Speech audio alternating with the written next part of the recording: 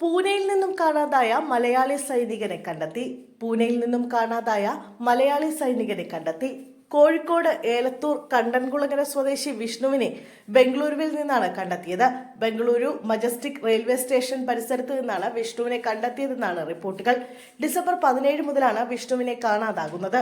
സുഹൃത്തുക്കളിൽ നിന്നാണ് വിഷ്ണുവിനെ കുറിച്ച് പോലീസിന് വിവരം ലഭിച്ചത് എന്നാണ് സൂചന.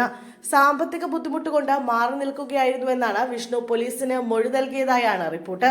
ഇന്നലെ രാത്രി 11 മണിയോടെയാണ് എലത്തൂർ പോലീസ് വിഷ്ണുവിനെ കണ്ടെത്തുന്നത്. കഴിഞ്ഞ മാസം 17-നാണ് പൂനെ ആർമി സ്പോർട്സ് ഇൻസ്റ്റിറ്റ്യൂട്ടിൽ നിന്നും അവധിക്ക് നാട്ടിലേക്ക് തിരിച്ച വിഷ്ണുവിനെ കാണാതായത്. കോഴിക്കോട് എരഞ്ഞിക്കൽ കണ്ടംകുളങ്ങര ചെറിയകാരംപള്ളി സുരേഷിന്റെ മകനായ വിഷ്ണുവിനെ കാണാനില്ലെന്ന് കാണിച്ച് ബന്ധുക്കളാണ് പോലീസിൽ പരാതി നൽകിയത്. നാട്ടിലേക്ക് വരുന്നു എന്ന് ബന്ധുക്കളെ അറിയിച്ചിരുന്നു. 17-ന് പുലർച്ചെ കണ്ണൂരിലെത്തി അമ്മയ്ക്ക് വിഷ്ണു സന്ദേശം അയച്ചു. പിന്നീട് യാതൊരു വിവരവും ഉണ്ടായില്ല. പരിശോധനയിൽ ഫോണിന്റെ ലൊക്കേഷൻ മുംബൈക്ക് സമീപമാണെന്ന് കണ്ടെത്തിയിരുന്നു. ജനുവരി 11-ന് വിഷ്ണുവിന്റെ വിവാഹം നിശ്ചയിച്ചിരുന്നതാണ്. സൈനികരുടെ നേതൃത്വത്തിലും വിഷ്ണുവിനായി അന്വേഷണം ഊർജിതമാക്കിയിരുന്നു. എലത്തൂർ എസ്ഐയുടെ നേതൃത്വത്തിലുള്ള 4-അംഗ പോലീസ് സംഘത്തിന്റെ അന്വേഷണത്തിനൊടുവിലാണ് ഇപ്പോൾ വിഷ്ണുവിനെ കണ്ടെത്തിയിരിക്കുന്നത്.